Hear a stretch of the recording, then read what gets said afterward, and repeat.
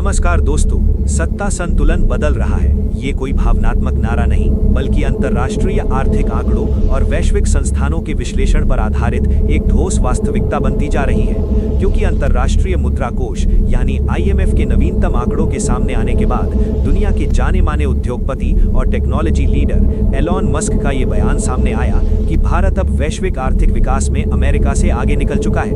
और इसी एक वाक्य ने पूरी दुनिया का ध्यान भारत की बदलती आर्थिक हैसियत की ओर खींच लिया है। दरअसल यहाँ ये स्पष्ट करना बेहद जरूरी है कि एलॉन मस्क या IMF ने ये नहीं कहा कि भारत कुल सकल घरेलू उत्पाद यानी नॉमिनल GDP के आकार में अमेरिका से बड़ा हो गया है, बल्कि उन्होंने ये बताया है कि आने वाले वर्षों में विशेषकर 2026 तक वैश्विक GDP ग्रोथ में भारत का योगदान अमेरिका से अधिक होने जा रहा है। यानी दुनिया की अर्थव्यवस्था जितनी भी आगे बढ़ेगी उसमें भारत की हिस्सेदारी अमेरिका की तुलना में ज्यादा होगी।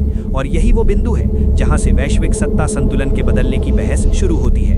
IMF के जनवरी 2026 आउटलुक के अनुसार दुनिया की कुल आर्थिक वृद्धि का लगभग 43 से 45% योगदान केवल भारत और चीन मिलकर देंगे, जिसमें भारत अकेले करीब 16 से 18% तक की हिस्सेदारी रखेगा, जबकि अमेरिका का योगदान लगभग 9 से 10% के बीच रहने का अनुमान है। इसका सीधा अर्थ ये है कि भले ही आज अमेरिका की कुल अर्थव्यवस्था लगभग 25 से 30 ट्रिलियन डॉलर के आसपास है और भारत की अर्थव्यवस्था लगभग 4.2 ट्रिलियन डॉलर के आसपास, लेकिन भविष्य की वृद्धि की दिशा और गति भारत के पक्ष में कहीं अधिक तेज है।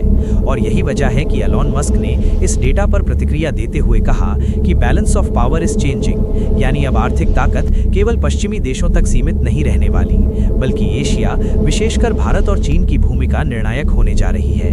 इस पूरे घटनाक्रम को समझने के लिए हमें भारत की आर्थिक यात्रा को गहराई से देखना होगा।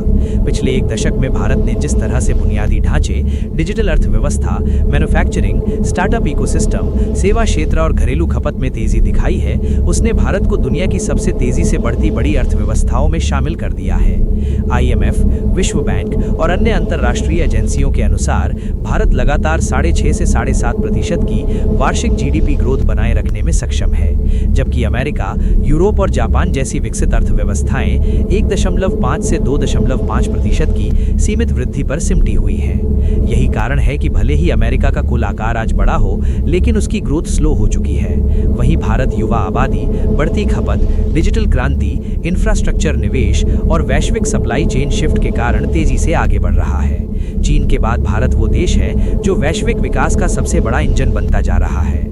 खास बात यह है कि कोविड महामारी, रूस यूक्रेन युद्ध, पश्चिम एशिया तनाव, महंगाई और ब्याज दरों जैसी वैश्विक चुनौतियों के बावजूद भारत की अर्थव्यवस्था ने लचीलापन दिखाया और निरंतर विकास की राह पर बनी रही। IMF के अनुसार 2025-26 में भारत जापान को पीछे छोड़ते हुए दुनिया की चौथी सबसे बड़ी अर्थव्यवस्था बन चुका है और आने वाले वर्षों में जर्मनी को पछाड़कर तीसरे स्थान पर पहुंचने की पूरी संभावना है। हालांकि यहाँ ये भी समझना जरूरी है कि प्रति व्यक्ति आय यानी GDP पर कैपिटा के मामले में भारत अभी भी विकसित देशों से काफी पीछे है और यही कारण है कि सत्ता संतुलन का ये बदलाव अचानक नहीं बल्कि धीरे धीरे और चरणबद्ध तरीके से होगा।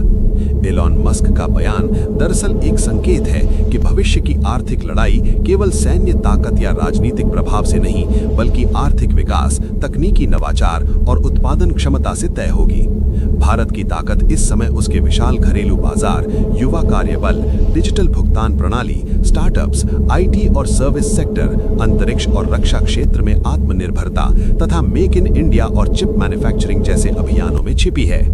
दूसरी ओर अमेरिका अपनी आर्थिक मजबूती के बावजूद बढ़ते कर्ज, राजनीतिक ध्रुवीकरण और धीमी जनसंख्या वृद्धि जैसी चुनौतियों का सामना कर रहा है। यही वजह है कि वैश्विक निवेशक अब भारत को लॉन्ग टर्म ग्रोथ स्टोरी के रूप में देख रहे हैं। विदेशी निवेश, सप्लाई चेन का चीन से बाहर निकलना और बहुराष्ट्रीय कंपनियों का भारत की ओर झुकाव इस बदलते सत्ता संतुलन को और मजबूत करता है। IMF के आंकड़े बताते हैं कि आने वाले दशक में वैश्विक आर्थिक वृद्धि का केंद्र एशिया रहेगा और इसमें भारत की भूमिका सबसे महत्वपूर्ण होगी। एलॉन मस्क जैसे वैश्विक प्रभावशाली व्यक्ति का ये बयान इसलिए भी महत्वपूर्ण हो जाता है क्योंकि वो केवल राजनीति नहीं बल्कि डेटा, टेक्नोलॉजी और भविष्य के ट्रेंड को देखकर बात करते हैं।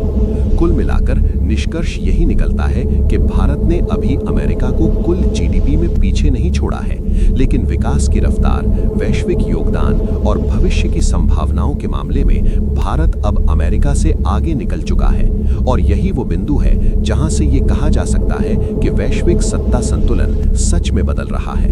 हालांकि ये बदलाव अभी प्रारंभिक चरण में है और भारत के सामने अभी भी रोजगार, शिक्षा, स्वास्थ्य, गरीबी उन्मूलन और आय असमानता जैसी कई चुनौतियां मौजूद हैं।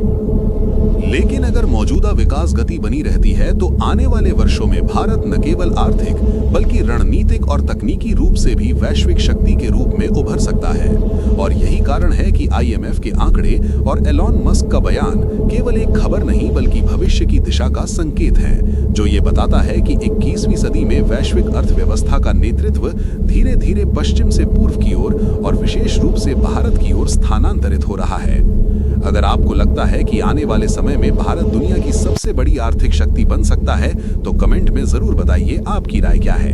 और ऐसी ही गहराई से समझाने वाली खबरों के लिए वीडियो को लाइक करें, अपने दोस्तों के साथ शेयर करें और चैनल को सब्सक्राइब करना बिल्कुल ना भूलें।